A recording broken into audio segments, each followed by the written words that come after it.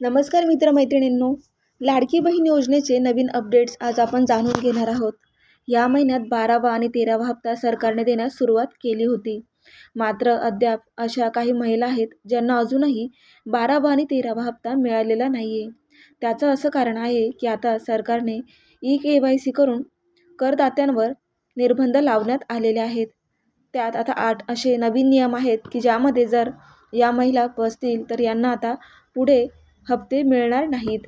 तर आपण पाहूयात की ते 8 नियम असे कोणते आहेत की ज्यामध्ये ह्या महिलांना ह्या लाडक्या बहीण योजनेचा पुढे आता फायदा घेता येणार नाही आहे. बघा आता, ज्यांच्या कुटुंबाचे एकत्रित वार्षिक उत्पन्न हे 2.5 लाख रुपयापेक्षा अधिक आहे. दुसरं म्हणजे ज्यांच्या कुटुंबातील सदस्य आयकरदाता आहे. 3. ज्यांच्या कुटुंबातील सदस्य नियमित कायम कर्मचारी म्हणून सरकारी विभाग, उपक्रम, मंडळ, भारत सरकार किंवा राज्य सरकारच्या स्थानिक संस्थेमध्ये कार्यरत आहेत किंवा सेवानिवृत्तीनंतर निवृत्तीवेतन घेत आहेत. तथापि ₹2.5 लाखापर्यंत उत्पन्न असलेले, बाह्य यंत्रणाद्वारे कार्यरत असलेले कर्मचारी, स्वयंसेवी कामगार आणि कंत्राटी कर्मचारी पात्र ठरतील.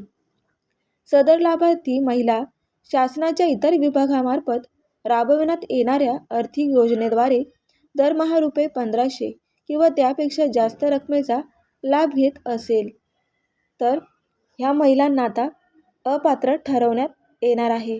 पुढे, ज्यांच्या कुटुंबातील सदस्य विद्यमान किंवा माजी खासदार किंवा आमदार आहे, ज्यांच्या कुटुंबातील सदस्य भारत सरकार किंवा राज्य सरकारच्या बोर्ड, कॉर्पोरेशन, उपाध्यक्ष, अध्यक्ष असतील तर त्यासुद्धा, आणि नंतर ज्यांच्याकडे 4 चाकी वाहन, ट्रॅक्टर वगळून त्यांच्या कुटुंबातील सदस्यांच्या नावावर नोंदणीकृत आहे, अशा सर्व महिला आता ह्या योजनेमधून बाद करण्यात आलेल्या आहेत.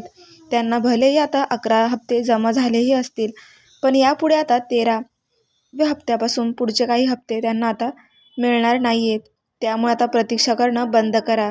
सरकारने नवीन GR आणला आहे, त्यामुळेच आयकर टॅक्स तिथून त्यांना सगळं इन्फॉर्मेशन मिळणार आहे.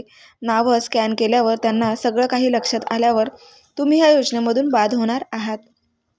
तर आता अशाच नवनवीन योजनांचं तुम्हाला मनोरंजन करायचं असेल, मार्गदर्शन मिळवायचं असेल तर आता चॅनलला सबस्क्राईब करा. रोज आपण लाडकी बहीण योजनेचे अपडेट्स या चॅनलवर पाहणार आहोत.